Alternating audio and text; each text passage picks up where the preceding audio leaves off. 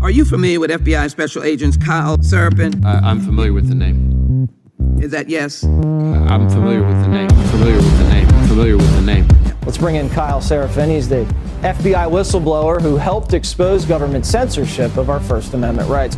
Now, we only have this memo because a recently suspended FBI agent called Kyle Seraphin brought it to the public, and we're grateful that he did. Kyle, thank you so much for joining us tonight.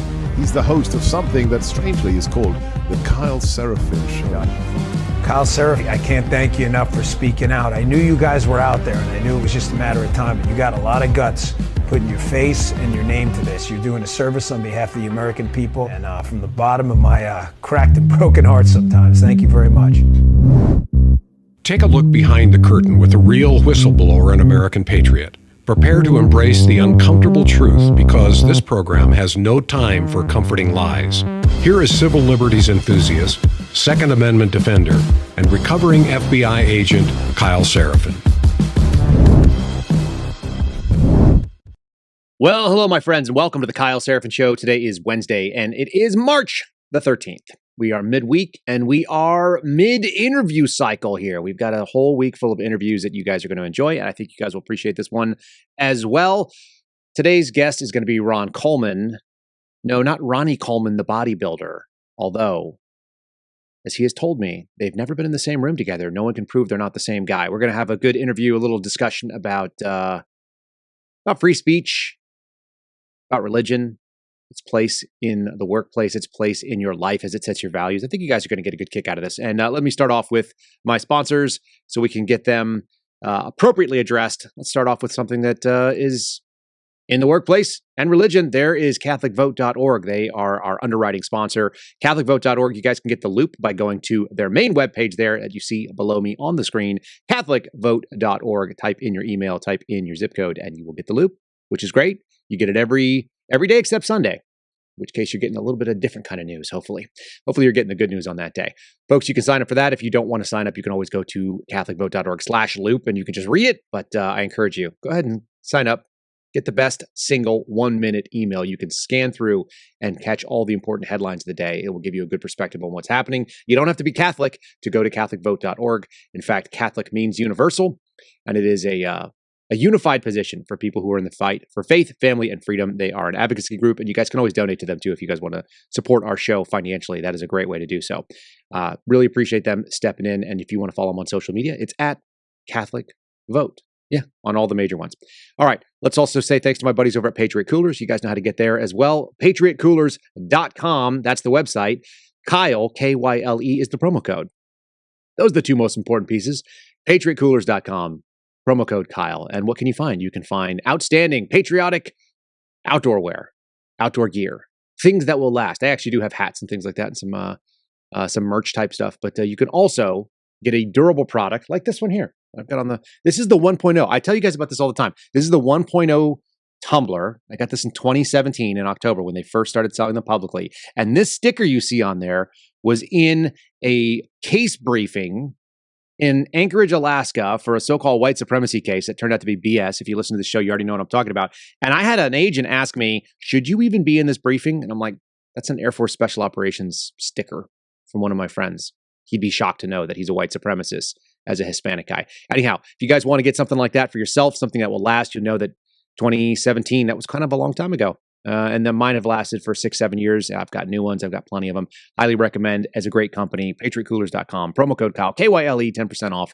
$50 or more, you get free shipping. How about another Patriot one? 4patriots.com/Kyle. Again, the number 4, patriots.com/Kyle. That's the landing page. If you look just to my left, is that this side? No, to my right. On this side, you'll see all kinds of gadgets and gizmos they sell. They've got power continuity. They've got solar generators that I'm so seriously getting. Here's my thing. I don't want to move it, and I know we're going to move soon. But when we get into the new spot, solar generators on my list. If you guys have not solved your power crises, which is to say that if the grid went down, you're going to have darkness in your home and no food, fix that. Go to 4patriots.com/Kyle. There are two choices in life, almost every situation: prepare or repair.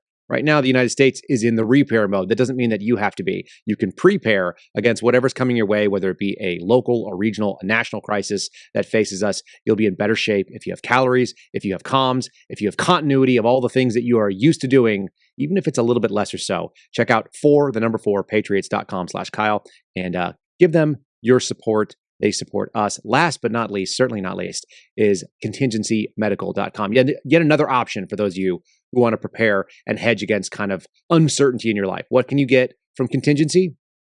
You can get yourself one of their pharmacy packs that allows you to hold 6 or 7 different week-long courses of antibiotics that will handle multiple contingencies for upper respiratory tract infections, for skin infections, for infections from animal bites.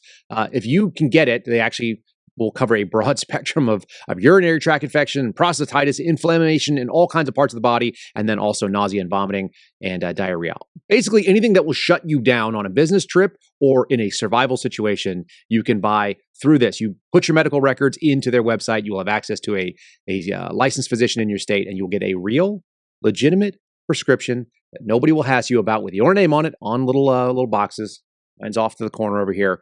You'll get a guide to how to use them, and you'll also have access to the telehealth prompt that they offer on contingencymedical.com. Use promo code Kyle, K-Y-L-E. Again, promo code Kyle, K-Y-L-E at checkout. That saves you $10. It's about a $300 pack. They have an ultimate contingency, by the way, which includes all kinds of stuff. Like if you need, if you're likely to need EpiPens and things like that, they will actually hook you up with that. It's a little bit more expensive, but a couple of different things that are coming down the way. Contingencymedical.com. Definitely check them out. All right. We'll talk about the merch store at the end here. Without any further ado, let's bring on Mr. Ron Coleman. All right, folks. Today's guest, Ron Coleman, he needs a little bit of introduction because he's a lawyer, he's an activist, he's a podcast host, he's semi-retired. He's very funny. He let me on his podcast, and we had a lot of fun with it. It was actually probably one of the most fun podcasts that I've done, and I'm going to bring him on right now. Mr. Coleman, thanks for joining me. How you doing? Well, it's a real pleasure to be here. Thank you. And your podcast is like a play on words. It's the culmination, which you think some people probably don't get, but I think my audience gets that. What do you think? I think your audience is well above average, although some of the smartest people in the world haven't gotten it. Because it's like other people's shows where they call themselves like a nation thing. But I never would pretend to think that there's a nation, like that I have a nation dedicated to me. I mean, who used to do that? It was that crazy old Jewish guy who did radio. I don't remember his name now, but he had a whole nation of followers. He had a nation. I don't have a nation, but culmination, finishing. The fact of the matter is, culmination isn't really a great concept either. I wanted a pun because that's what I do. Yeah. But what's the pun? I mean, why would anyway, here, I'm glad to be on your much more logically entitled. I'm not sure that we're going to do that. I think we're going to prove otherwise right now. Let me throw it on the screen here, folks. Culmination Season 3 is going on. You can find me on Season 2, and I had a lot of fun doing it. It was one of the more, I'm telling you, it was one of the more fun conversations that I've done in this space. Yeah. As you know, I used as an excerpt your comparison of leaving the FBI to breaking up with a crazy girlfriend. It's a spot on. It's 100%. All right. I'm sure your listeners have heard use it many times. Yeah, we call the FBI my ex-girlfriend. They love that. It's the easiest way to quickly convey a point, and that's what we're all about. All right. So as people can tell by your voice, you're from just outside of Dallas, and let's tell about who you are as a person. Is it really that obvious? that Texan blood, it shines through. I can see it by the cowboy hat. Tell folks a little bit about kind of who you are as a person, where you grew up. I want to kind of give them that lens before we get sarcastic. But yeah, it's like this is long form. Yeah, as long program as you... here. I am originally from Brooklyn, New York, the Brooklyn, New York section of Texas. Yes, and I went to the public schools in New York, and that meant that my parents saw what was going on during one of the earlier crises of urban left-wing meltdown, which took place in the late 60s and early 70s. So we participated in part of the Great White Flight, leaving the city in the early 70s and moved to New Jersey's first planned unit development, which was called Twin Rivers in East Windsor, New Jersey. Was that a prestigious move, the White Flight? it all depends on what you're used to. I mean, moving from a 2-bedroom apartment to a 4-bedroom attached house to us was pretty much a Beverly Hillbillies in reverse. Like, wow, we have our own postage stamp sized backyard, and we were very, very, and plus central air conditioning. Oh That was man, big time. we were, and I lived there through my high school years. I attended Hightstown High School, and then found myself quite surprisingly at college at Princeton University. And I say surprisingly, not because I didn't always know I was the smartest guy in the world, but I didn't necessarily think that it would come out that way. Neither of my parents had attended college. My mother is an immigrant. She legal, of course. She came here from Cuba. Her parents having left Poland, the Polish Jews who wisely left Poland in the 1930s. My father was an orphan who was raised by his grandmother on the Lower East Side of New York, and we were, regular kind of people. So no one had gone to college, and all of a sudden, I'm in this unbelievable world. And in Like those elite days, college too, right? I mean, that's yeah. I back mean, when that meant something. that was the long shot. That was the long shot. I was like everybody else. I was prepared to go to Penn if I had to, but I sold him a bill of goods, and apparently I had a great time in college, learned some stuff, but mostly had a great time. I was a radio DJ. I was, a singer, a dancer, a writer, everything. Like I said, and sometimes I went to the library, not too much. Did you have a bar that was called the Library outside of Princeton? Is that a thing there?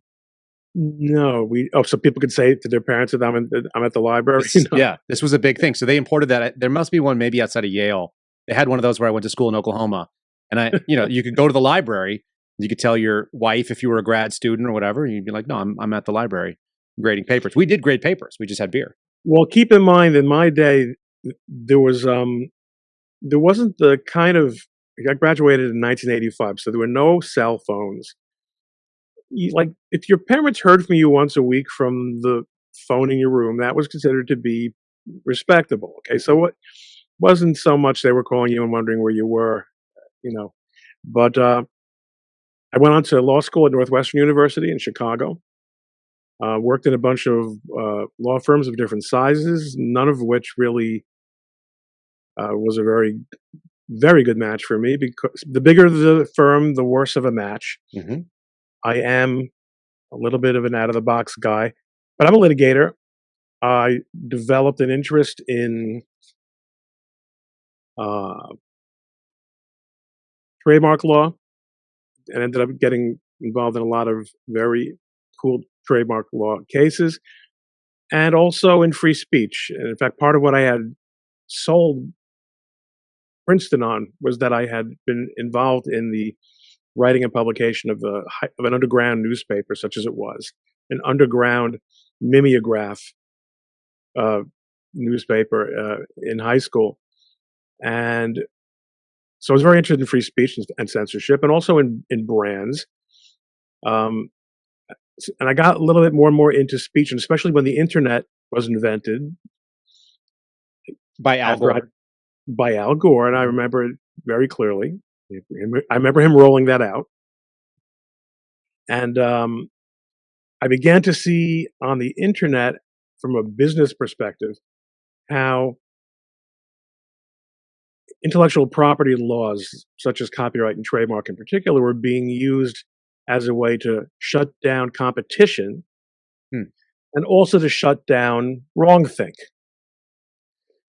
So I got a little bit more and more involved in that sort of stuff. And ultimately, I had the experience of appearing before the United States Supreme Court in a case called Mattel versus Tam, which was a perfect fusion of trademark law and free speech, in which the United States Supreme Court affirmed a ruling that we had secured from the U.S.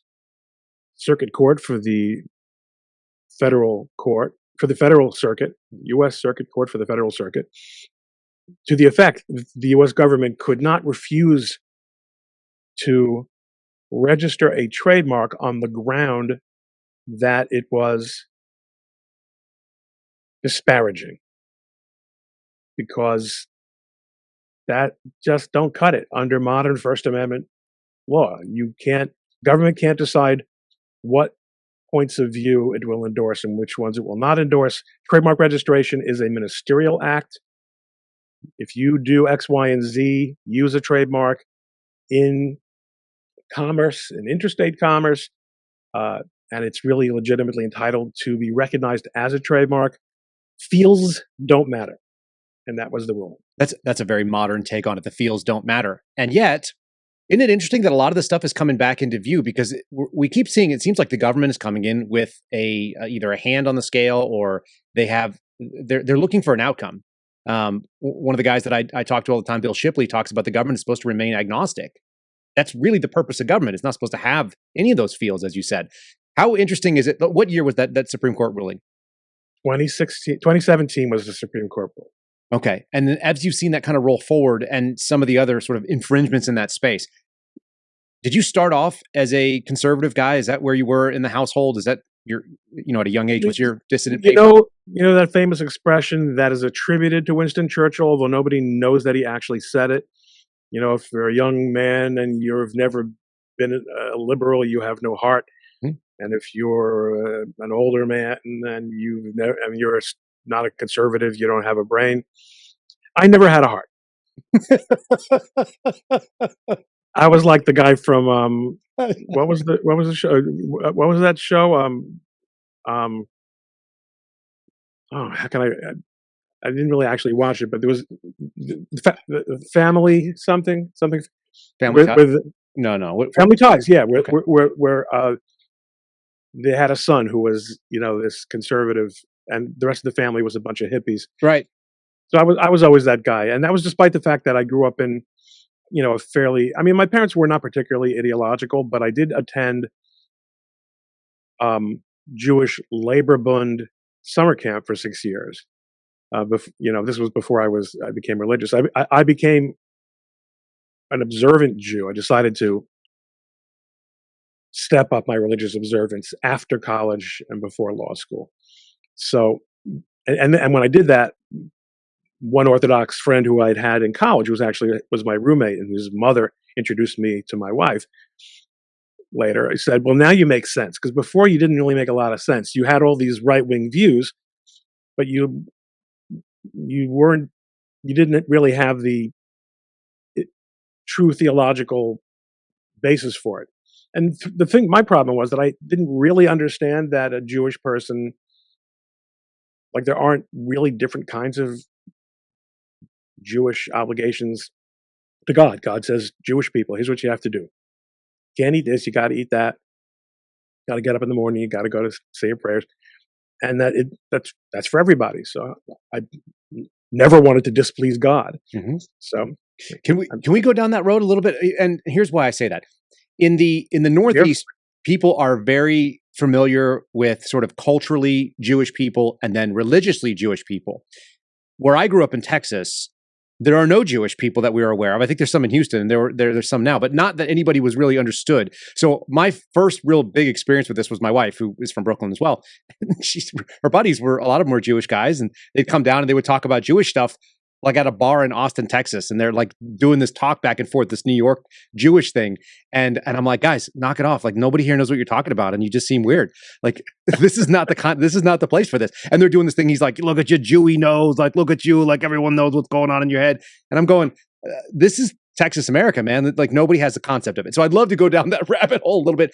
Cultural, yeah, actually, I'm the best person in the world to go down it with you, because I have thought about this a lot, and I've written on the topic, and one of the things that I consider to be my job on social media is to acquaint Americans with what we might call the 21st century version of Orthodox Jews who are conservative.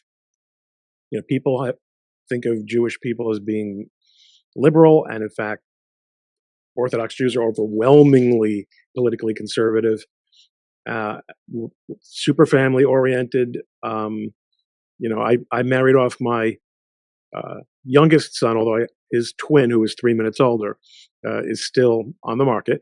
And he's 25. These, in our circles, that's not late, but it's a little bit beyond the median. Mm-hmm.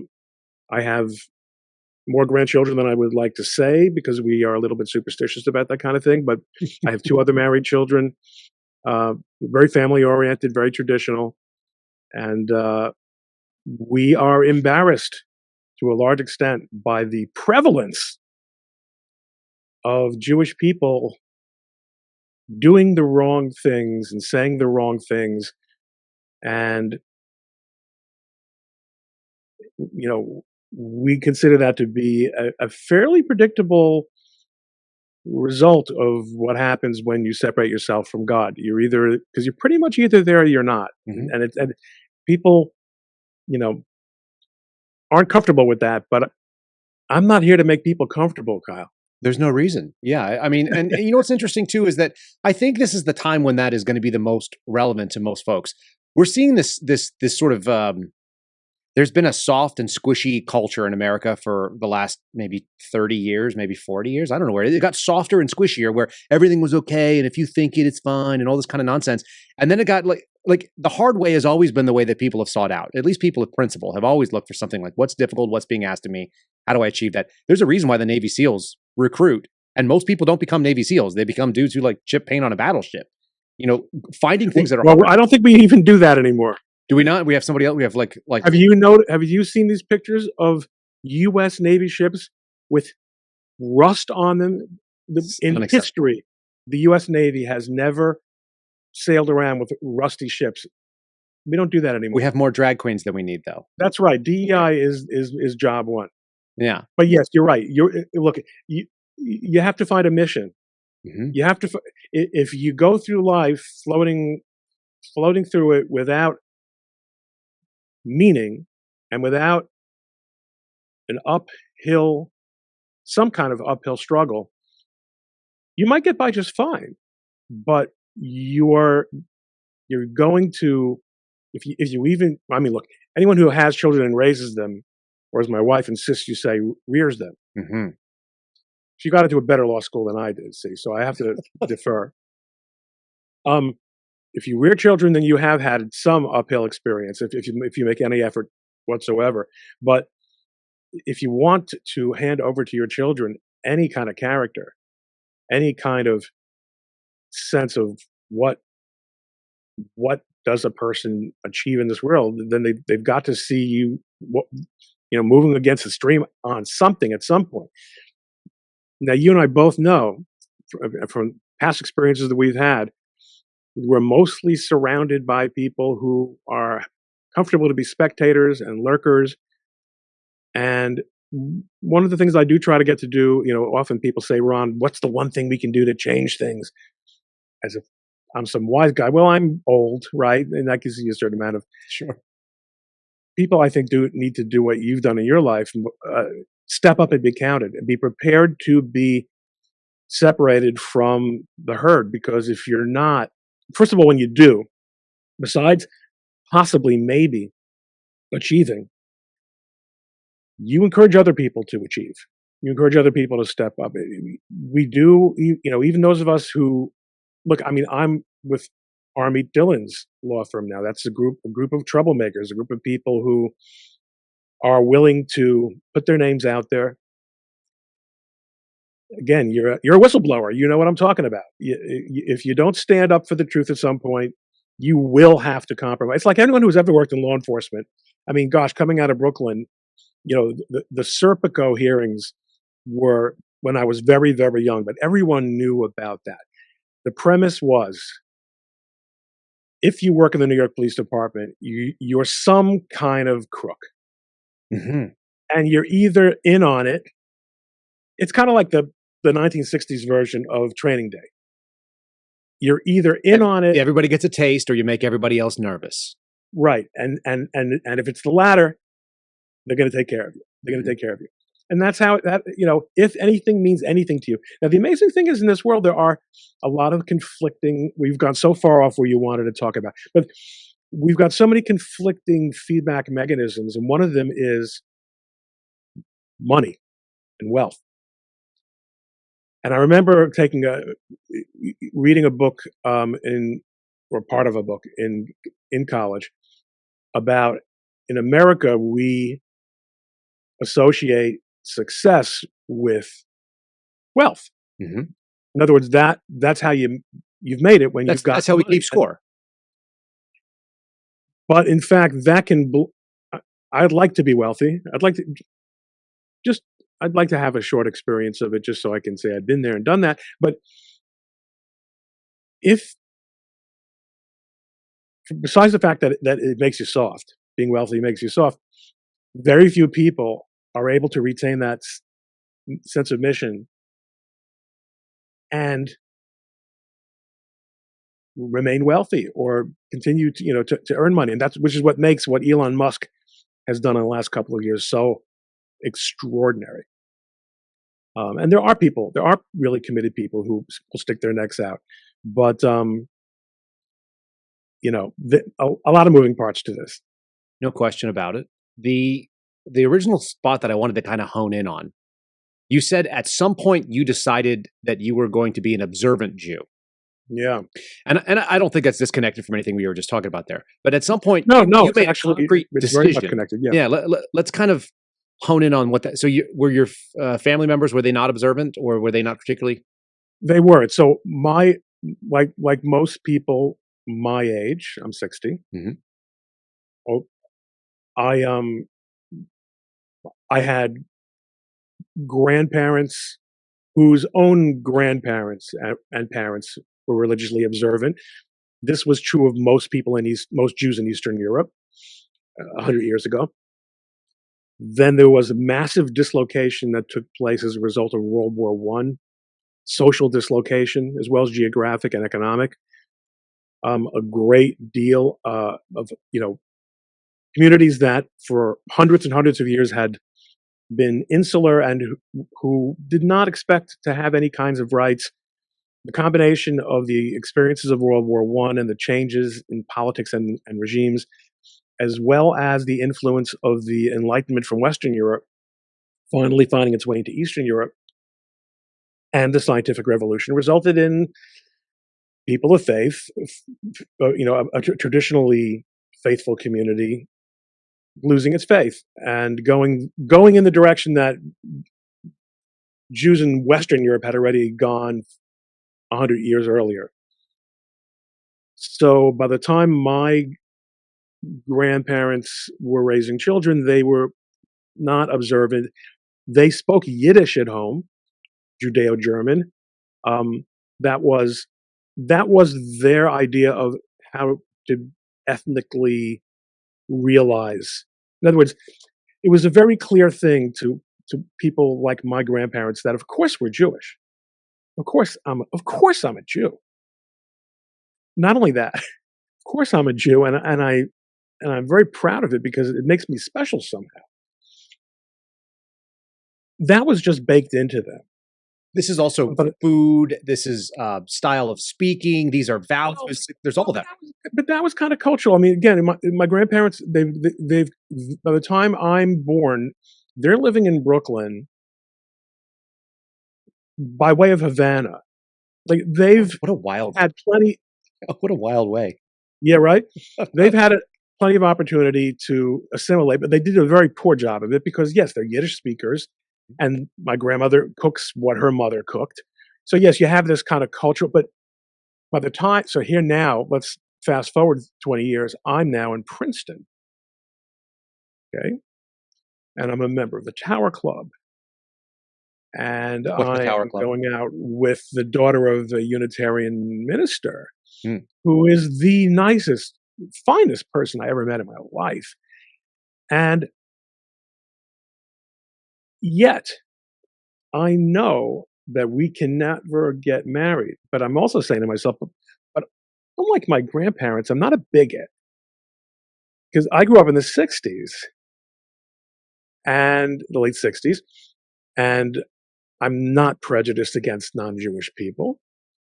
And I understand that our backgrounds are different, but what is it that makes me so certain that I have to raise a Jewish family and that to do so requires that I have a Jewish wife?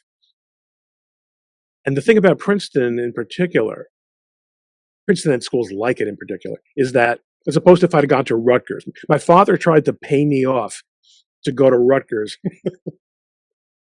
He'd buy me a car if I go to Rutgers. That's not. They offered me a scholarship, and it was a lot less expensive than Princeton, which of course was chump change compared, even adjusted for 1980s money. I mean, the numbers were because the racket. It was a very different. The most you could borrow in those days was $2,500 from the government. Yeah. That was it. In any event, these elite schools provide tremendous opportunities for assimilation. Now, looking at me now as a 60-year-old man, much less with a yarmulke and a beard, you might say, well, Ron, you would never have passed anyway. Who do you think you're kidding? And that might be true. But what I did see was that other Jewish students who were further up the assimilation curve than I was, because their families had been in the U.S. for multiple generations, not just 1.5 as mine had been. Mm-hmm. I saw how assimilated they were, and indeed they didn't pass. They were still conspicuously Jewish to me. Interesting. Like Judar, I guess, Yeah, you could see it. Well, it's like, I'm talking about my wife's buddies who are down in Texas, who are not practicing, they're not observant Jews. And I would say that they are more obvious to us as New Yorkers than they are as Jews, which is also a thing, because the thing that is always, maybe this is why I have a fondness for talking to you. You remind me very much. I have two father-in-laws. I have my wife's stepfather and my wife's actual father. One of them is Italian, from Manhattan, grew up in Manhattan, raised his family in Brooklyn, now lives in Florida. Classic New York story. The other one married with my mother-in-law at 16 years old, when she was 16, my wife was 16 rather. And then the stepfather, they now live in Connecticut, and he's non-observant and Jewish. The two of them have many similarities because they're both New Yorkers. And New Yorkers... But the Italian guy is more Jewish style than your Connecticut Jew. Maybe he's but he's like sort of an atheist and hates religion, and so I don't know. I don't know if that's true. Anyway, I see you as kind of like religion. He's not an atheist. He's angry at God. He hates that really people hates care about. He should have no attitude toward it whatsoever. But which I actually. Yeah, that may be the case. He does have a strong feeling about it. It's the same thing we talk about guns. Listen, there's a lot of cognitive dissonance if you live in New York and you have thoughts that don't make any sense. Like nobody should own a gun, but the police can't help you because you don't believe. He grew up with that police are all corrupt attitude too. And I was like, yeah, that's why we have the Second Amendment. And he's like, no, it just doesn't jive. But there is something New York about your character that is maybe more recognizable than specifically Jewish, minus the yarmulke. You take that off, and I don't know that everybody sees that, at least not across the country. Right. No, I agree with you 100%. You go around the country and you meet guys like me, and you don't know anything about our religion, but yeah, this guy's. In fact, when I was registering, on the first day of law school, I was talking to a friend of mine who was also going to Northwestern, who was from the Upper West Side of Manhattan. Mm-hmm. And there was a woman behind us who had spent her entire life in the Chicago area, and she was Jewish. And she was listening to us talk, and she finally said, "You people from New York have opinions on absolutely everything." That seems yeah. I guess that kind of nailed it. Yeah. Anyway, so this raised my consciousness when I was at Princeton of what it means to be Jewish and what it means to assimilate, and that I really had priorities that I didn't really understand where they came from, other than just a sort of cultural gut feeling, which if that's all it is, I owe it to myself to transcend that, because why should I be deprived of love or other opportunities just because of a sort of a cultural bias? Meanwhile, however, my roommate for 3 of the 4 years that I was in school was a graduate of the high school division of Yeshiva University. And he was a Sabbath observer. And not only was he not a sort of medieval figure, because of course, growing up in New York, and my grandparents had a store on the Lower East Side, so I knew what Orthodox Jews looked like.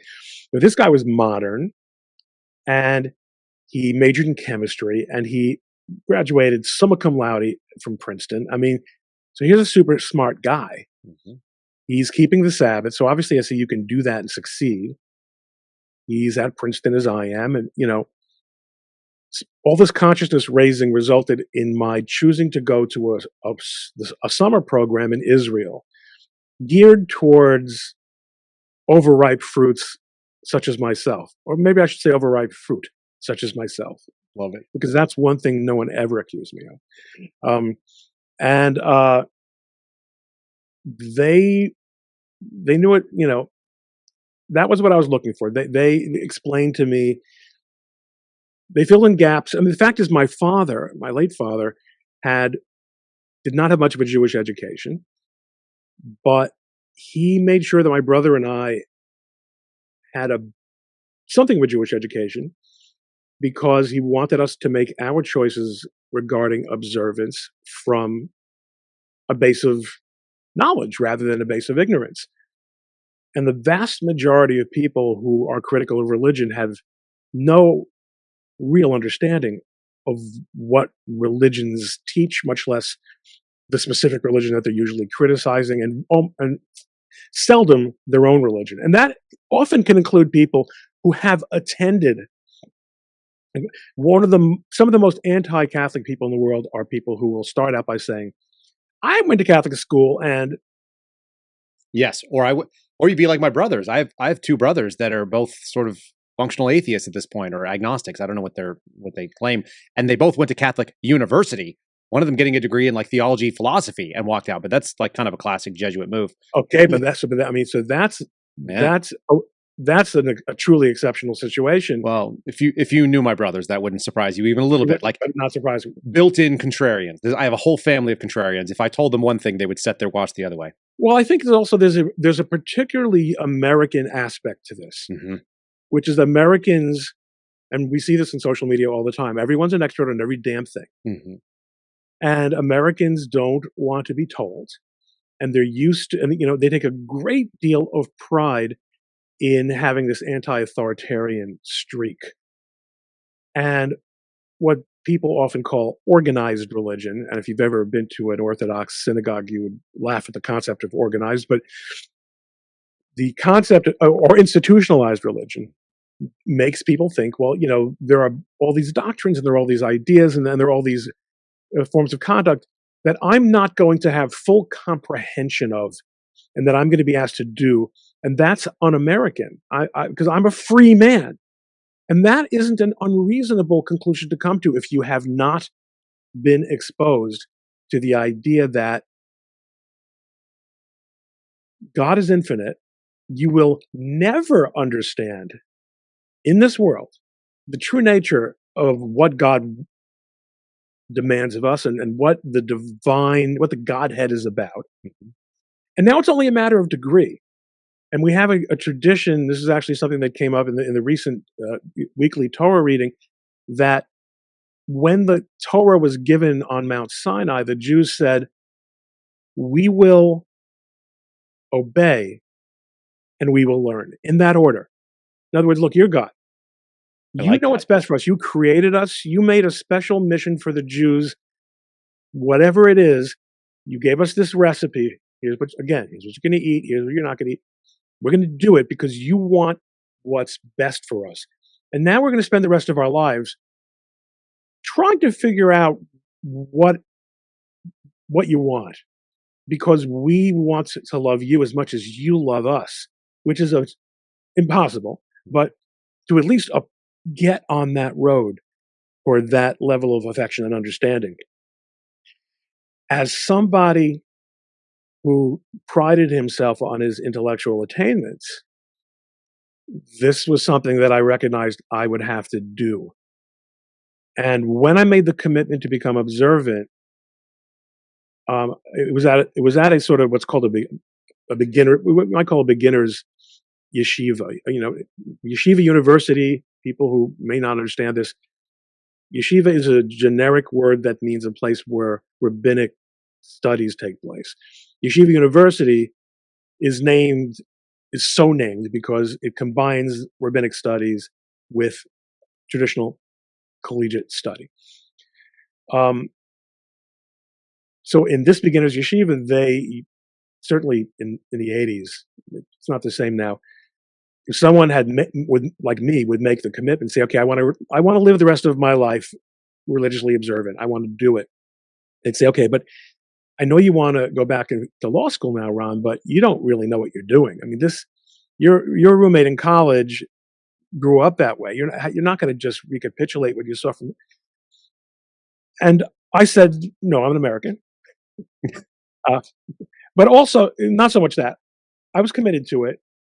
And, I recognized that there are limits to autodidacticism, that I can only teach myself so much. But again, I came from this working class background, and I've been admitted to this top 10 law school. And I'm not going to just walk away from that to study in your yeshiva. Let me get the law degree, and I'll come back to yeshiva. And they said, Ron, no one comes back.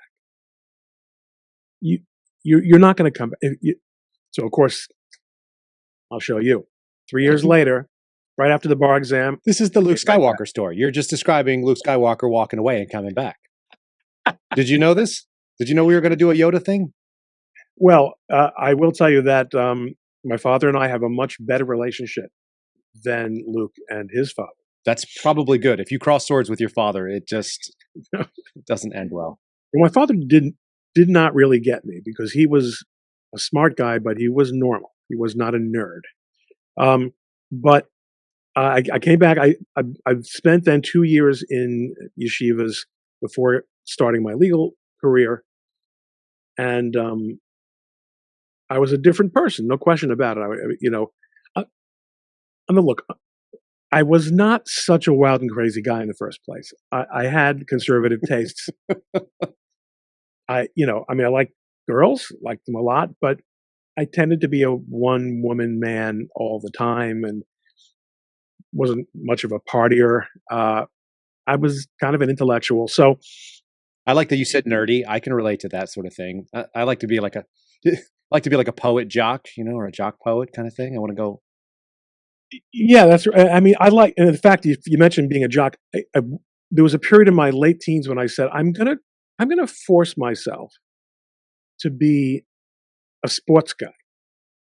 A sports guy. How do you say it? I had never sports. I mean, I'm not a natural athlete. Mm-hmm. Just trust it. Can't jump, can't run.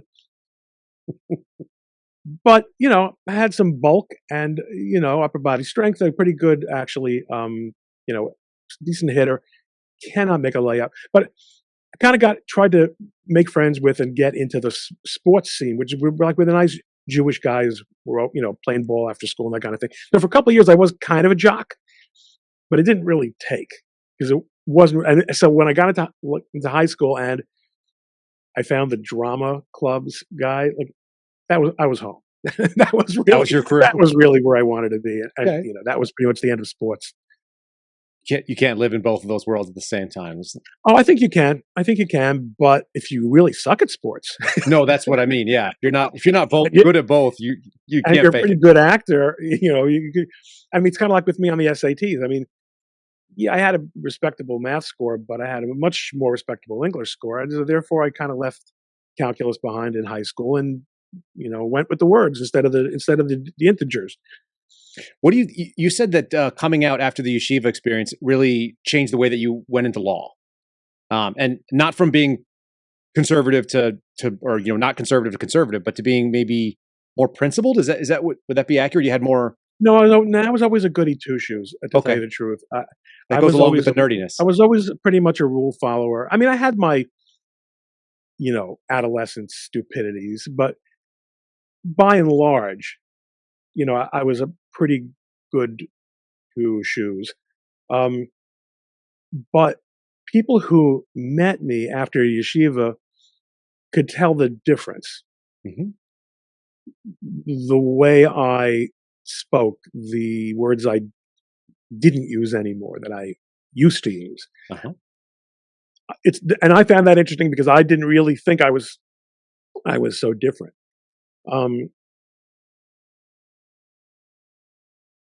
I don't. What was fascinating to me was that a lot of things were, but here I was now in law school in Chicago. Well, this is like there were two steps. There was the commitment over the summer, and then sort of the self education during law school.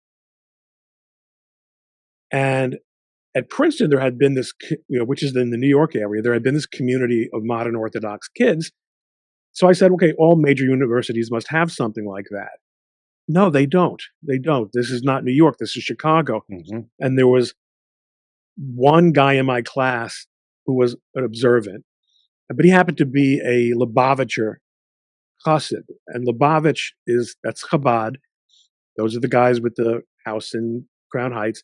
And their thing is outreach. I mean, he wouldn't have been in law school otherwise because other Hasidim don't go to law school. So they kind of helped get me up the curve as well. And there were a lot of growth took place, as part of that experience. And that was kind of interesting because of my background, I was unusual among newcomers to the yeshiva world because I already understood Yiddish pretty well. Most people in my situation don't know a stitch of Yiddish. So, that kind of made it a little bit more interesting for me. How critical is that, the Yiddish skills? Well, that combined with the Brooklyn-y style enabled me, and plus having a good cup, a good head. Okay, I'm smart. I was able to pass for a non-newcomer, and I was also very sensitive to social cues. Mm. I knew how to dress, like how to pass. So it's not a matter of fooling people. It's a matter of not wanting to feel the social discomfort of being an outsider. So I was able to integrate well, but I was really an ignoramus. And even after 2 years of yeshiva, I had made what's considered to be very, very good progress, but it got me to the level where my kids were in 8th grade. Okay, and here I am, a 25-year-old Ivy Leaguer. But it certainly helped. It got me a much better quality, girl who wanted a guy with that kind of background. Okay. And then I got into the professions, and I will tell you that, here I have broken through this ceiling that my father never could professionally. He was like a benefits clerk in one company, and then they kind of got smaller and smaller, and they had fewer and fewer benefits. He was like a really good guy and with a good head on, and he ended up becoming kind of a small-time private investor, and ended up having a decent retirement and providing for my mother decently well in a way that, I mean, people in our age can't even imagine that somebody with just a high school degree could do. Right. Unless they were in social media, of course. Yeah, well, that's not real. That's so gross, and it's such a small fraction of people that can do that. And then I get into this elite environment, and I'm leaving early on Friday, and I'm not really able to go out for lunch to network, and it's a gigantic choice. It doesn't just implicate that hour or that evening. It implicates the entire way that you relate to people, because you're just not developing the same kind of contacts and the same kind of social, shared social experiences. But I never did I say to myself, boy, what a mistake. I mean, I had come to the conclusion that this was what and who I should be. And wherever things took me, I would do my best with them. Frankly, I had a harder time adjusting to the social milieu of the professions because of my socioeconomic background than I did because of my religious observance. Because I didn't really pick up on cues all around me that even that at Princeton, that people really studied assiduously in a way that I had never had to do in high school. In other words, they spent more time just literally consuming Studying, books, preparing for tests, doing outlines. And I didn't know how to do that because I had been in a much less competitive environment than kids from Chappaqua. Okay. And I just was the best in the class, one of the 3 or 4 best in the class just by being Ron Coleman. And it wasn't until I got, and then when you're in college, you get to choose which classes you want. So you choose, the ones of less resistance. One thing I did do that was kind of intellectually idealistic was I majored in economics. When I didn't really, I'm not a quantitative person as such. And my interests were in history and politics. But I said, well, here's a paradigm for analyzing problems and behavior that will at least introduce some level of rigor into my thinking and I think that was very valuable for me. And it really paid off in law school because when I got to law school, Northwestern is good, but it's not full of people from Princeton, Harvard, and Yale. And I ran the table first year.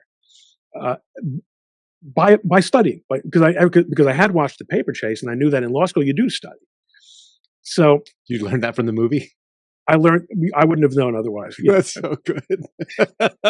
I think that's so relatable for most people too. It's like, how'd you know about that? I saw a movie. It just let me know what was coming. It's that's how I learned. That's how I learned manners. Standing up when a lady leaves the table, and the rest, taking off your gloves and you shake someone's hand. My father's from the Lower East Side. He was a polite guy. Thank you, please. But these kind of niceties were not the kind of things that I was going to pick up at home. Nor did we have. I wasn't even interacting with people like that. I was interacting with a bunch of Eastern European, and Eastern Europeans are really blunt. Mm-hmm. God bless you. Ronnie, you put on a lot of weight. Yeah, just straight up. No punches pulled, no niceties. So it's a harsh world. You mentioned that difference was not so much the religious difference that you saw, and even walking into the profession, but it was a class difference. Yes, and it cost me. I remember, in fact, one time after I was at a Park Avenue law firm. I'm not avoiding mentioning it. It just doesn't mean anything to anyone. That's fine. Yeah, nobody knows. But one that was known as having a lot of Orthodox Jews. And one time, so we pray 3 times a day. Once in the morning before you go to work, once in the evening before you go to sleep, or after work, and then once in the afternoon or evening. And you've got to find a time to do it. And we had it's called a minion, a group of 10 men who would meet in one of the offices at this law firm for this afternoon service. And one time, one of the older partners, who, an observant man, called me over and he said, I want to just have a word with you. And he said, you're going to have to change the way you interact with you're not going to make it in a place like this. You're too, maybe I think it's, you picked up too much in the yeshiva world with the expressions and talking with your hands. And I really had no idea what he was talking about. I'd gotten through Princeton, I'd gotten through Northwestern, but he was 100% right. I was not clubbable. I really still had the stink of, history is full of people coming up from from much more modest backgrounds than mine and learning how to do this. And it might be that if I had been a really good law firm associate, I might have gotten away with being who I am. But I wasn't a very good law firm associate. So I didn't last. They could tell where you were from. They could tell by your mannerisms, by your that sort of lack of polish. They used to have this thing. Do you ever heard of cotillion? You know what that is? Yes. I've heard of it. That's the best fact. I got invited. Yeah, I got invited one day to be some girl's date when I was in, I don't know, fourth grade or fifth grade. It was some, childish thing. And I went to it and they were doing the box step and they were doing the foxtrot. And I was like, what is this nonsense? Like, what is this all about? And they were talking about where the forks go. And I was like, who cares? Because that's not the world I came from. My dad grew up very modestly and then did really well. But that wasn't our world. We were just like regular people. We didn't have multiple forks on the table. That's crazy. Well, what are you going to do? You have one fork. That's what you need. So I went to this thing, and there are people that do that, though. Like, they literally are raised in a way that is outside of my understanding and probably outside of what your understanding was at the time. And it's visible when you show up. And we can pretend at a certain age. You learn to observe around you and kind of adapt if you're a good enough chameleon. But if you don't even know what to look for, and you don't even know if there's a difference. And Princeton was great for that. It was a finishing school for me in many respects, even though I didn't, even though Stanley could still tell that I was from Brooklyn, but I did learn how to tie a bow tie, a real bow tie, and how to dress. The things you would learn. And then I go and spoil it by putting this really conspicuous big black yarmulke on my head, and I go to I sometimes have occasion to go to formal events now, and I feel quite well prepared to present. And in fact, I would say that I'm on the upper quartile of nailing it in terms of, because I look around and I see how people, they don't know what they're doing with their evening clothes. Okay, and then I'm wearing the wrong kind of shoes, but I'm the one with the yellow star because I'm in a penguin suit, and then the black. This just does not. It just really doesn't go. That is what God wanted for me, and that's just And I will tell you what was a very interesting turning point, though. For most of my career, I did not wear my yarmulke in professional settings, especially as a litigator. Going into court, you don't want to cede anything, and you're there to represent your client and to maximize ethically and whatnot his or her or its results, not to make a statement about your faith or to tell people when you're not reachable or what you can and can't eat, whatever it is. Yep.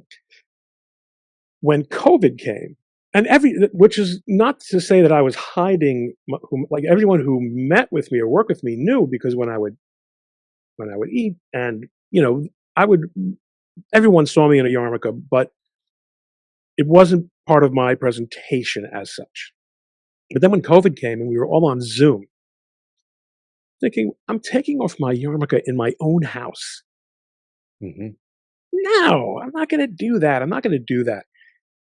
Now, to this day, I was in front of the Ninth Circuit a couple of weeks ago. Especially, guess what? There's a thing of anti-Semitism going around. You might have heard about this. Yeah, we're going to get to that too, I think, because it's so wild how raw it is right now and on the surface. And I, obviously, again, I'm not fooling anybody about who I am, but when you wear a yarmulke, people quite mistakenly are under the impression that if you wear a yarmulke, you're more of an Israel guy than someone else who doesn't necessarily. I just didn't want that baggage. And so, I went bareheaded in front of the Ninth Circuit. I don't know whether that's going to help my case at all, because I was brought in as a ringer on a kind of a stinker of a case at the very end. But this nonetheless became, around that time I started doing video on social media because the platforms became so much more powerful and amenable to it. And I began to socialize my wife. She's from New England. And she's a very modest and private person. And she knew that she was not marrying that kind of person, but she has this very, very well-developed sense of dignity and privacy. Sure. Which is, there's a lot of good reasons to marry someone who is your opposite. Not when it comes to values, but when it comes to personality. There are limits, and sometimes because I'm a bull in a china shop kind of guy, and she's a little pussycat. But does she temper you? Yeah, she does. As bad as it would be, as bad as it is, as many Ron Coleman faces you see staring out at you in my stream, it would be worse if it weren't for Jane. She has given me, at least the sensibility to understand that smearing yourself, as she puts it, around is not necessarily an inherent good. Do you rub off on her in the same way that she has a little more assertive nature? Yeah, a little bit. The fact is, she really, really hated Twitter It's for awful. a long, long time. It's the worst. But then she realized she's a writer. Mhm. If she wants anyone to read what she writes, Yep. she needs to be on Twitter. Unless you're really a very big established person, that's how it's going to be. So she sends me stuff to retweet, and you know, I love this. I mean, I wish she would get on the podcast with me because she's really smart. When she writes about something, she said to me, Ron, what if we would have met when we were in college? Wouldn't that be cute? We would never have met if we were in college because you were in the library the whole time. That's right. I never went into the library. Plus, you would have looked at me and said, that kind of wild, irresponsible guy is not the kind of guy I'm looking for. Yes. So, God has a plan. I don't always know what it is. I always tell people I can always see it in the rear view. That's when it sort of makes sense to me. That's me attempting to justify something that was always going to be and always made sense. But it made no sense to me at the time, and it makes no sense oftentimes afterwards. If it gets far enough away, you start seeing the bigger picture, and you go, "Oh, what an interesting arc that we are on right now." How absolutely, you can't see it; it looks like a straight line. The straight line looks like it's going in God knows what way, and then you look and you're like, "No, it was a natural curve. It always went to the way it was supposed to go." And my wife and I joke about this all the time too. We met when we were 27, and we would have never met before that. In fact, we actually did meet briefly. For one night, we were in the same dance club with some friends, and we were all kind of out. And she was the only gal that was there, and it was my buddies from college and buddies from high school, and there was nothing. There was nothing there. And then 2 years later, then it stuck forever. So that's kind of wild. Well, so Jane and I were in law school at the same time. I was in Chicago; she was in Palo Alto, and I became a writer for the ABA's law student magazine, which was called Student Lawyer. Okay. And the editors there were fascinated by the fact that I was attending law school, but I was an observant Jew, and that I would walk up 8 or 10 flights to my dorm room on Friday nights because I couldn't take the elevator. And they just thought it was fascinating, and they asked me to write an article about this experience, which was much less common than it is now, although it was hardly exotic. But then again, I was from the New York area. So I wrote this article, and it actually ended up winning a couple of awards. And they had one of these little editor's words in the beginning of the magazine, and they had a picture of me and introducing the article and how much they liked it. And someone else who was in law school, a friend of my wife's, said, "Oh, why don't you marry this guy?" And she took one look at me in my leather bomber jacket, and said, "No, that's not what I'm looking for." Like, she wanted a rabbinical student looking guy, and I was a cool looking guy. I love it. She ended up actually getting the cool guy who dressed like a rabbinical student. So that's the perfect jam. So my wife and I'll just share this kind of briefly. It's the same kind of sense. She says, everyone thinks that you're really mean, and I am as mean as anybody. And I feel like that given the opportunity, oh yeah, if you're on the wrong side, I'm heartless. You talked about the guy that was born without a heart. I almost sociopathic. I have the ability to just, level in and get mission focused, but never with my wife. You were with the FBI after all. You have to be able to do what we call flip the switch, which means that when it's time to do work, feelings don't matter. Nothing else gets in the way of accomplishing what is happening. And I'm very driven in that way. And I think it came from many, many years of being a swimmer, where I just had my own thoughts in the water and nothing else. That's interesting. Yeah, I love being alone. I in fact, even around people, I can be alone. As long as I can't hear you, I don't care. And no, I get that. Yeah, it's funny actually, because I'm an INTJ. I should know what mine are, but I think that sounds right. Yeah, I'm an introvert. Me too. But Ron, how can you be an introvert? No. At a party, I'm not afraid to talk to people, but I'm very happy to sit there with my own thoughts. I don't need it's a contradiction, but yes, you know what I'm talking Your about. energy is not coming from being around those people. It drains you. That's right. It's exhausting to be around people for me, and I feel the same. We probably Especially when you're so much smarter than them. That's the worst. There's nothing worse. I'll tell you a funny little story with one of my FBI bosses. She said something, the throwaway line, "I'm not the smartest guy in the world." Objectively true, right? You're not the smartest guy in the world. I'm not the smartest guy. Even I don't think I'm the smartest guy. Yeah, we've met people smarter than ourselves. And you'd be ridiculous. I knew a guy, I've said this once before, maybe on a podcast, but I had a guy in my class when I was in high school, and his physics notes were in the shape of a cartoon bird character. And he had an entire series that was called The Birds of War. And if you got drilled down, the tiny little lines were all physics equations that he was working through, but they were animation. Okay. Yeah. That's another level of weird smart. He also was socially kind of retarded. He just wasn't able to talk to people. He wasn't a cool guy. Sure. He was, you might well expect. As you might expect, almost, we would always say spectrum type, but he wasn't. He was just a very cerebral guy and his dad was a lawyer, and that was interesting. So long and short, he's that guy. So I know there are smartest people. I'm talking to my boss, and she says something to me, and I go, "Look, I'm not the smartest guy in the world, but I know this. It was a setup to the next line. I know this is true." And she said, "Kyle, I think you're smart." It's like, who are you to affirm me? I don't require this of you. I don't know who you are, lady. And at some point she pushed me, and then we started getting into breaking out where I stood in the IQ scores to let her know that I don't need her assurances anymore. She wasn't capable. I was just saying it. I'm just saying it. It's a throwaway line, lady. Get off my back. Like, exactly. You're not a good manager. We touched briefly on this anti-Semitism thing. I feel like we have Kamala Harris that's going to solve the problem in the Middle East now. That's really exciting for me. She was going to go and she did so well at the border. I think you got to give her a shot. And she's handled AI, so I'm no longer afraid of the Terminators. So all the things they put her on, she's handled. She's going to deal with the Middle East. What in the world is happening in this country where we have people that are blatantly saying the only solution is revolution and Intifada and all these other kind of wild things? People that don't even know what is going on in the Middle East or don't understand the conflict. They are now marching in the streets, shutting down traffic, mostly in the Northeast, it seems like, but all sort of live big city areas. How are you seeing that? Well, these are mostly Muslims, overwhelmingly international students or recent immigrants from the Obama era. It's interesting to me that you're talking of, these are the ones who are snarling up traffic and,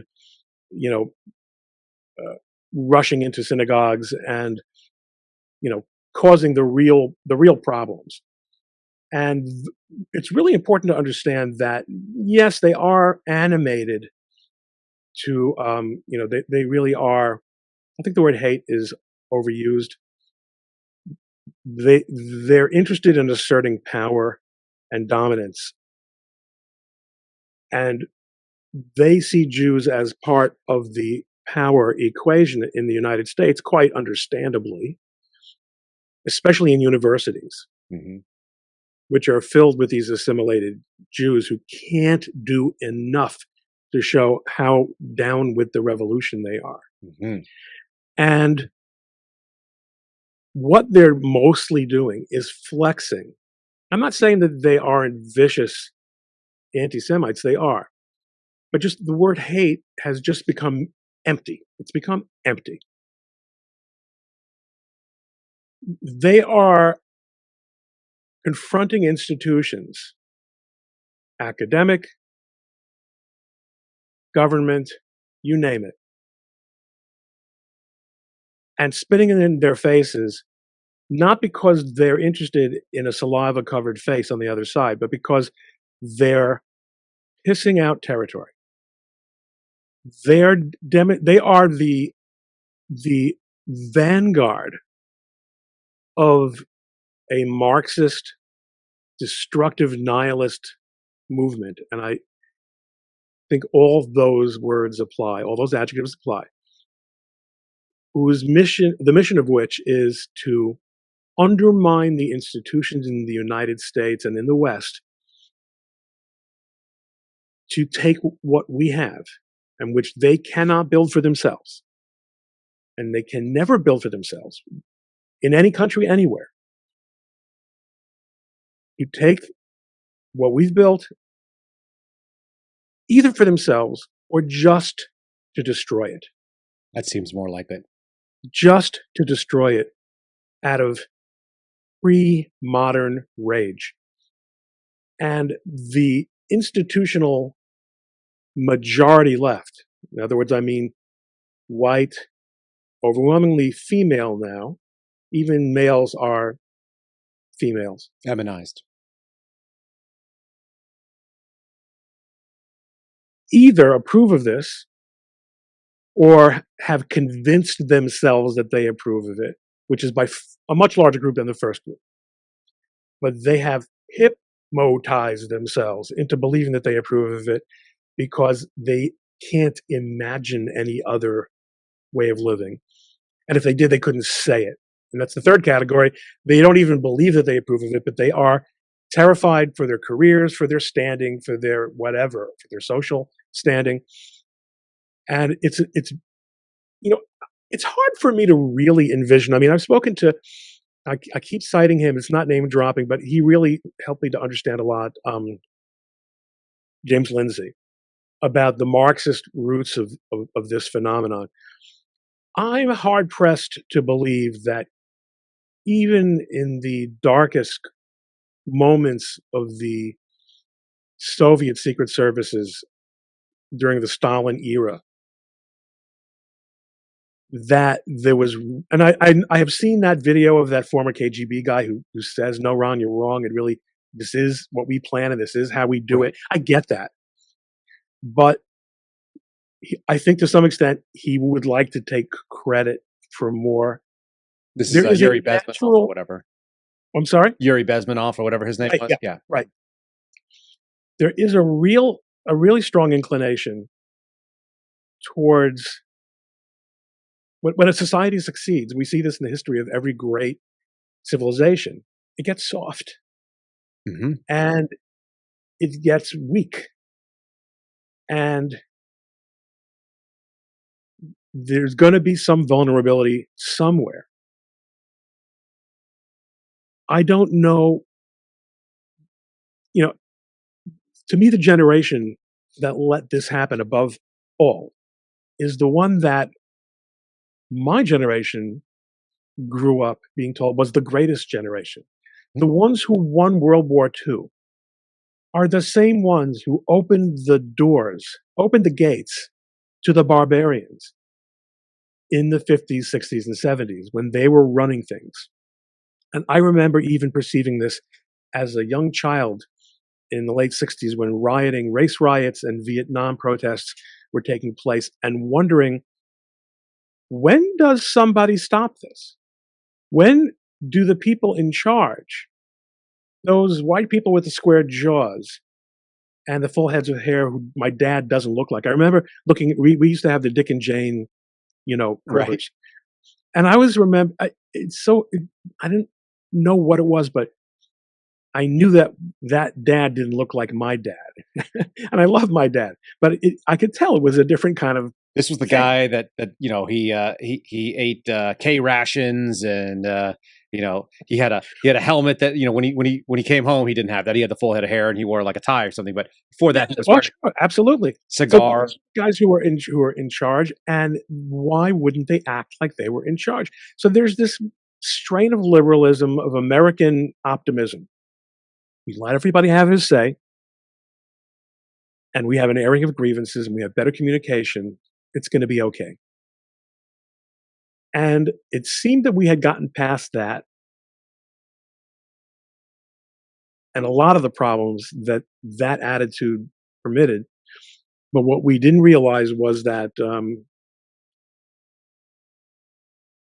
again, I don't really understand that it was people sitting around a real or virtual conference room table planning this out, because I think natural forces and people whose interests coalesce acted in a coordinated way that wasn't planned, but nonetheless, you've had this color revolution that is underway right now that just satisfied so many agendas. And when we left New York, one of the things, again, as a child in the early 70s, one of the things that was going on was busing. They were busing kids And I remember being so confused because my Eastern European relatives would say to me, "You have Schwarzes in your class." Why were they asking me that? Why did they care? Why did they even care? Like, who cares? And then What does we that mean? started getting Help kids. me what that means. Schwarze. You never heard the word Schwarze? I may have, but it doesn't stay. Yeah. So that's the Yiddish word for a black person. That makes sense. I mean, that's what I took from context, but Yes. So it's a famous scene from in Blazing Saddles. Mel Brooks playing the Indian chief, watching the black sheriff arriving. And he says, "Oh, Schwarzes, they're darker than we are." you could never make those movies today. Couldn't do that today. No. The point is, though, when black kids from other neighborhoods started showing up in our schools, I was astonished. They were coming to school in underwear. In other words, T-shirts. Right.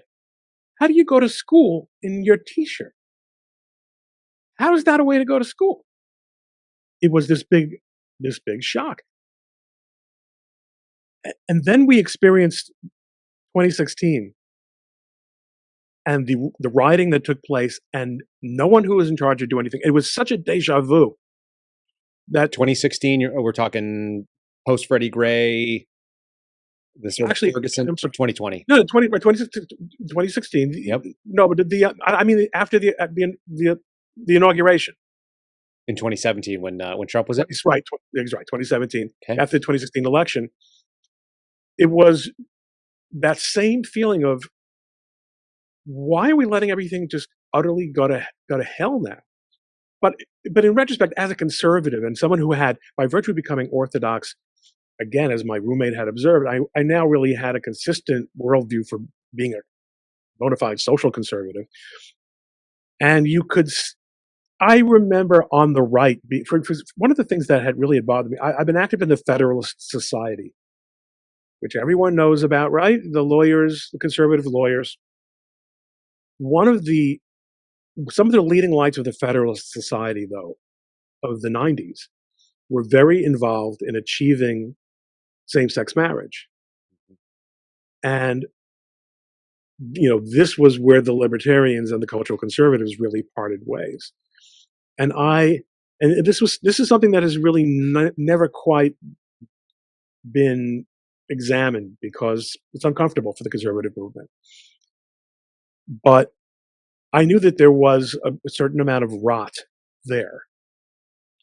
And besides, how pure can you really be? We're part of the entertainment complex, the news complex, the business complex, the government complex.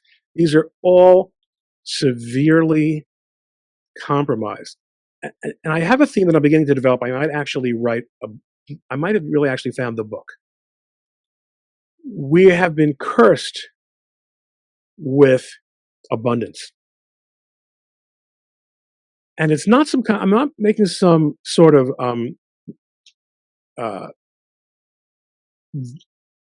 vague connection between wealth or poverty and virtue, but rather saying a lot of the things that, when I said this sort of American optimism and this liberalism, which turned into affirmative action, which turned into DEI, which turned into explicit anti-white racism, there's enough to go around. There's so much freaking wealth out there, and so many people among the elites who have learned how to absolutely glom onto it in ways that you and I could only dream of. That there was the sense that, what's the harm? So we'll let people into schools who don't really belong there. They'll figure it out. Meanwhile, our system works. Everything works. And now it's 2024. What do we see? Pilots who don't know what they're doing. Doctors who are being trained on wokeness instead of medicine. Right. Entertainment companies like Disney unable to enunciate a single rational creative work because of the damage all these, whether it's in brand equity, I mean, also the news and journalism business, and nothing's legit anymore. Nothing's legitimate. Everything is compromised because we thought we had enough fat, enough extra, that we could get away with moving away from meritocracy. Now, there's a legitimate argument that meritocracy is oversold. After all, I went to Princeton, and what it took me many years to learn was places like Princeton largely reinforce existing social networks. They're not there to introduce you and include you into new social networks. True, I made friends and contacts I never would have done. But those people were not inviting me to their events. I was not coming up to their houses for the weekend. You weren't joining their country clubs that have been there for 200 years or whatever, that kind of thing. That's right. So yes, there's always been nepotism. There's always been, be that as it may, we know that hypocrisy is the tribute vice pays to virtue. By at least holding out meritocracy as a goal, we have a standard to say when favoritism or nepotism or departures from a meritocratic goal of achievement and capability and responsibility are not being met. And then we can have the discussion based on some baseline. What we've seen in the last couple of years is you may not even assert the existence of a baseline. That's the problem, is the baseline for people now. And you know what's interesting is that, and I keep saying it in a different way, but I think we're saying the same thing. In the same way that people debase a currency, which has a standard, and you can depart from it, and you can cheapen the standard, which we've done, we also debased all of our institutions in that same way. And you're saying it as a departure from meritocracy. I'm saying people have basically, they've traded away their credibility. And to the point where they don't have... a great display of that. So the Supreme Court, I've been disappointed in the Supreme Court plenty over the last 10 years.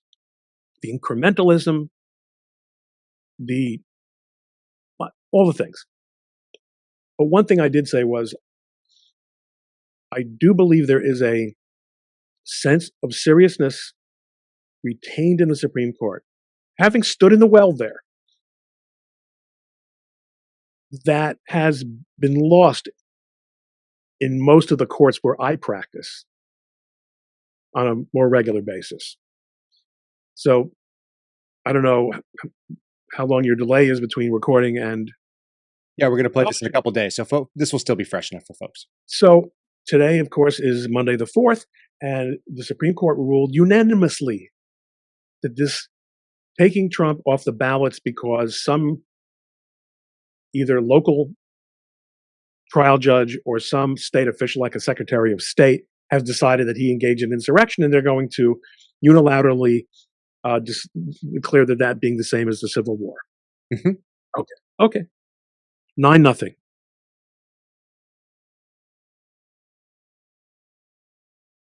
How many commentators, distinguished professors, leaders in civil rights law and constitutional law signed their names to predictions that Trump would lose on this appeal? Yeah, it's shocking. It's shocking because it's such a dumb, obvious statement. It's like there's no way the court retains any legitimacy and rules in favor of what they thought. And to some extent, this is also an answer to, that incrementalism, Ron, that you are so critical of, and that overcaution gives that court the remainder of a backbone to do this, even when all the elites are saying, of course, they're not going to do this. Even to the extent that justices from whom we do not expect particularly rigorous work, one of whom has admitted that she doesn't know the difference between boys and girls, actually feel obligated to do their jobs. It was too much of a shock to do this ridiculous. Like, this was a step too far even for them. Look, it's an amazing thing that we live to see it, but look who they've left behind now. And now you have an entire sector of society that believes that there's one Supreme Court justice who happens to be the black male, who shouldn't even be allowed to decide cases because of some preposterous thing they cooked up, and which is largely coextensive with a group that believes that the entire Supreme Court is MAGA extremists, including Justice Jackson, Justice Sotomayor. Yeah. I mean, having listened to their bump stock arguments and their questions, which they brought their fantasy world to play, and I don't listen to oral arguments at the Supreme Court all the time, but when I happen to be an expert on things like firearms and the way that they work, which I am, compared to any of them on the court for sure, compared to most people, I built them, I've taken them down to the springs. I can pick up a spring and tell you usually what weapon system it comes from. Not very many people do that. Now, you had a very good shooting range story for me on my podcast. It turns out, yeah, I know a little bit about that world. And when you watch a justice come in and say the purpose of the function of the trigger, which is the operative term, right, in the discussion of the Firearms Act of 1934, or the NFA, she said it's to initiate a chemical reaction, and that's subjectively false. There are multiple things in the chain that is, sometime down the cause, the chain of events that happen, but not always. In fact, as I want to do on my podcast sometimes, I have one right here. We have a weapon system that is empty and there's nothing in it, and this is the function of the trigger, and you'll notice its job is to make the click, which is a hammer going forward. That's the function of the trigger. I can debunk what she said right there. They won't let you bring a gun into court, but that's the function of the trigger. That trigger functions properly. So she's wrong. But she brought that to bear anyway. And then for that lady to be a MAGA extremist is hilarious to me. It reminds me, 1-to-1, honestly. 51 intelligence officials. This has all the hallmarks of Russian disinformation. And then it didn't, because that was made up. This is the same sort of debasement, I think, for you to put your name to this opinion.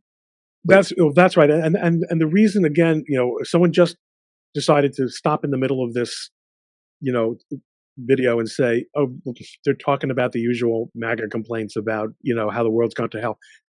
No, this is a very specific point and very relevant to what we've been talking about all along, which is, yes, a systematic debasement of meaning, of the very idea that there are boundaries, that there are governing standards that adults should be prepared to apply. I remember the big, I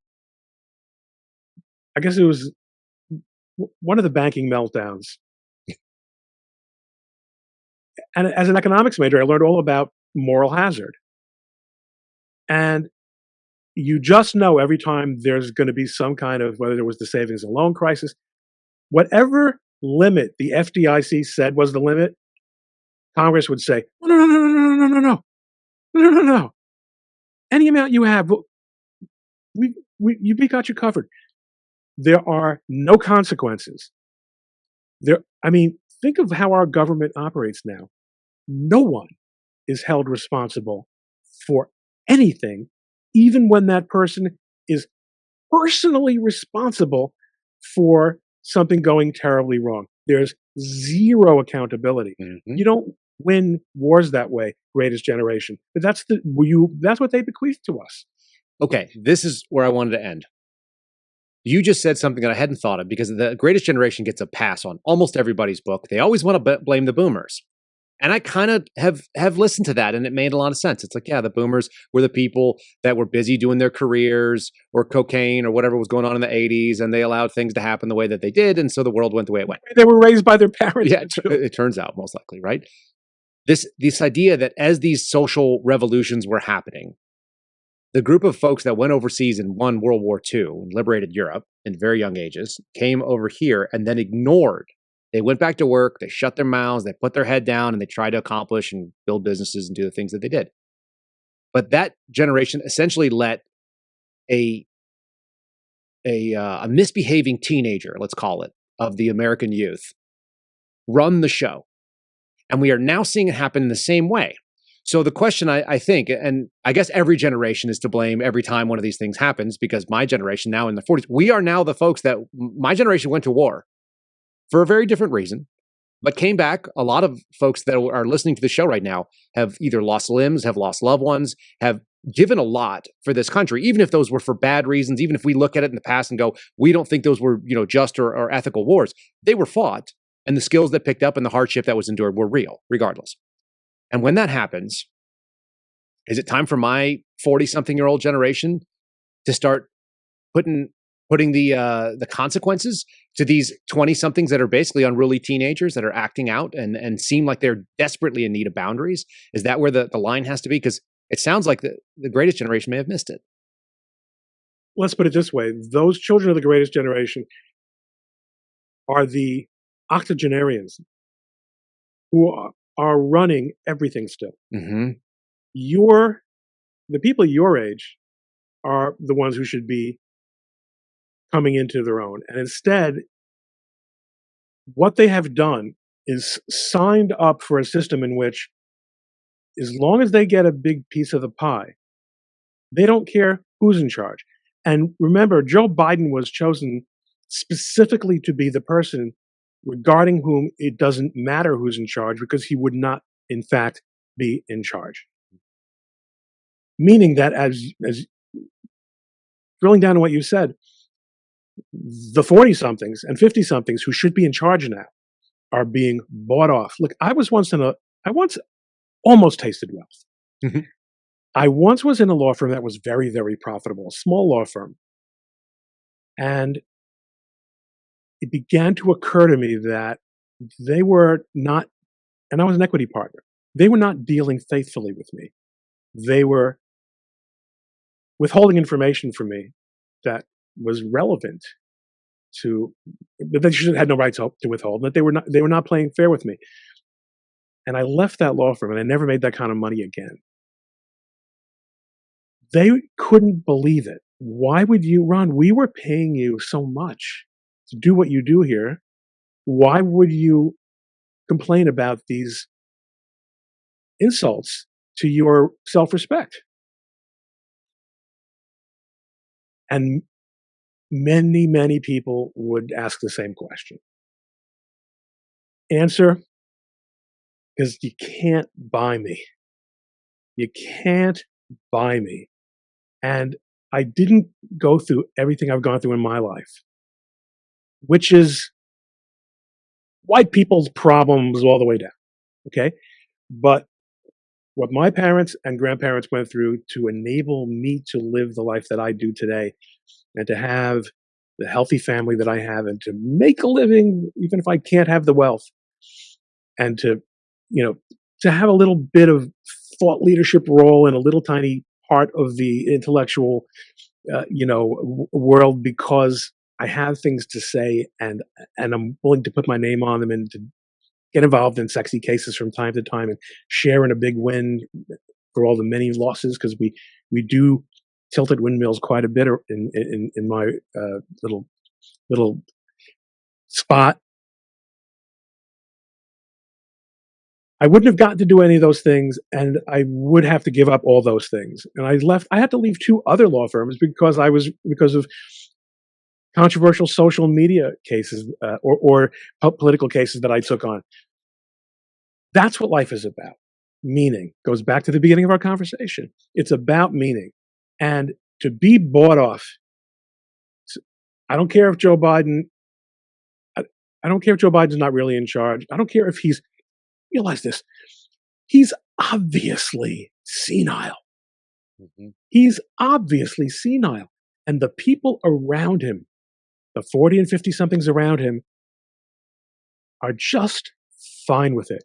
And the people in the press room who are given scripted questions to ask, and who he calls on according to his cue cards, yeah, they're fine with it. They're making ridiculous money. They're all available to be bought. Every single person who looks at your career and says, Kyle Seraphin, there's a guy who wouldn't be bought. He's not going to make more money. Don't you love when people call you a grifter because you want to do a podcast and maybe you want to get a sponsor, or maybe you want to monetize, on a platform? Grifter. You don't have the slightest inkling of what I've given up for principle. And now you want to deny me the ability to bring in $5 a monthly subscription, and you're going to call me a grifter? That's it. Anonymously? Keep doing what you're doing, Kyle. It's That's really fun stuff too. There's something very amusing about people calling out with, like you say, calling you out on social media with this sort of nonsense. It's like, number one, I've already shown you that I did the math on it. You'll appreciate this. You do the math on what your career is worth. If you have a constant income with a steady growth and the curve is predictable, and then you have a pension and that's predictable as well, and adjusted for inflation, et cetera, you can do it out. It's about $5 million worth of benefits and paychecks that I walked away from. And that's not that much money. I mean, it's a lot of money to me. It's a lot of money to a lot of people, but that's not like the kind of money that you could buy my soul for. Because I don't know what my cost is, but it's a lot higher than that. And so you think I'm going to sell it out for $5 a person on a subscription or for $500 for a tweet, which somebody accused me once of that we were taking money for tweets? It's like, have you lost your ever-loving mind?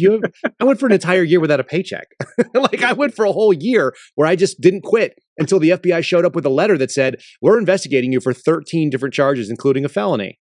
And I went like, well, that's not real. And I'm not going to be an internal affairs investigation for you and make it any easier. So my attorney and I had this like easy conversation where it's like, all right, dude, he goes, there's nothing that you're going to benefit from doing this.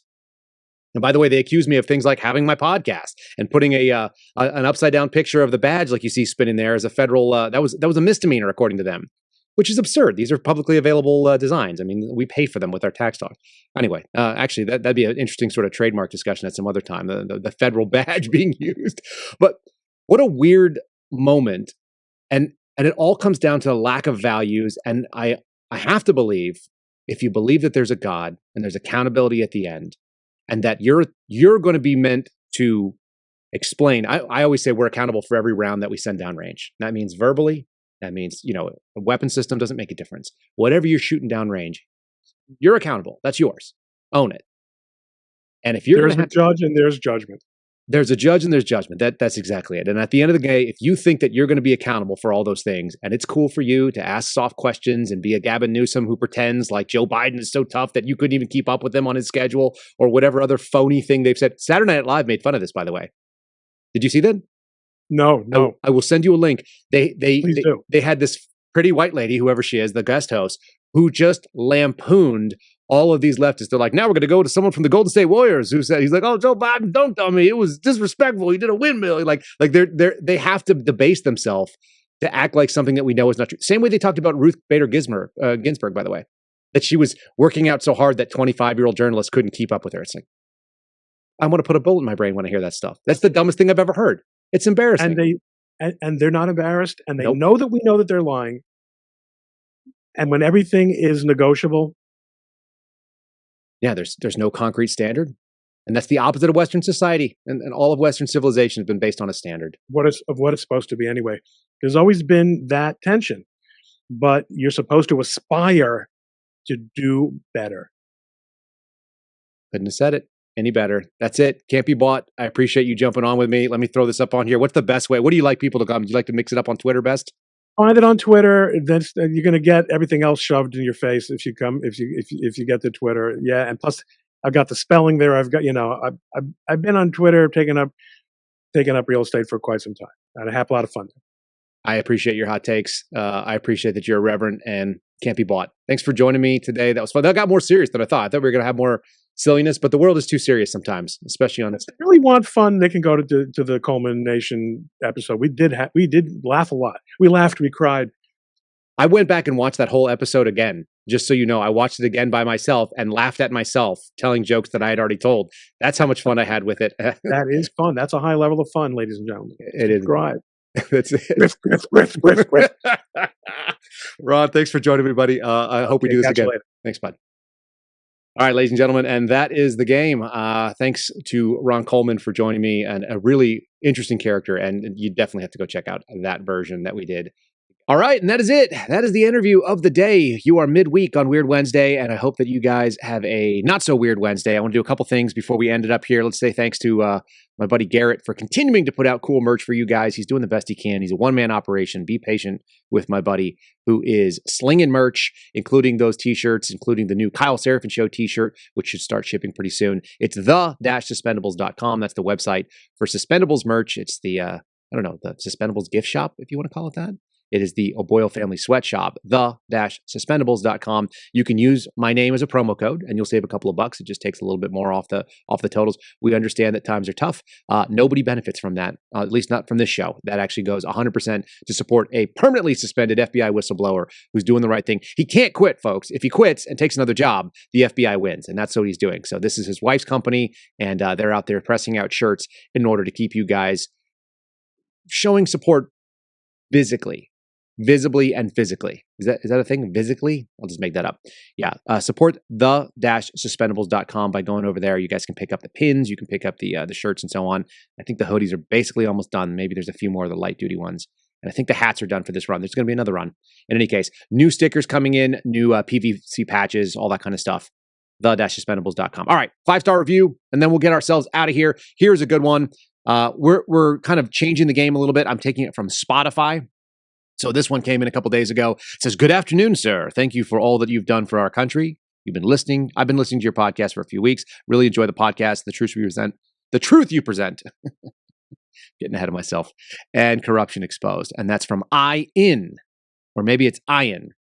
Either way, thanks for the comment. If you are listening on Spotify, you'll see that you're prompted with a automatic comment from me. And that is to say, if you'd like to contribute a question, a comment, or a sarcastic remark, I'm happy to see it. I approve all those. I don't filter any of them. So if you guys have something on there, it'll take a second for me to put it through. But we want to acknowledge our listeners on Spotify, which is our second biggest platform. Thanks all of you who are leaving reviews on Apple, on Spotify, on iHeartRadio, and so on. The comments below and the live chat that goes on every single day here on rumble.com/Kyle Seraphin, all the weekdays.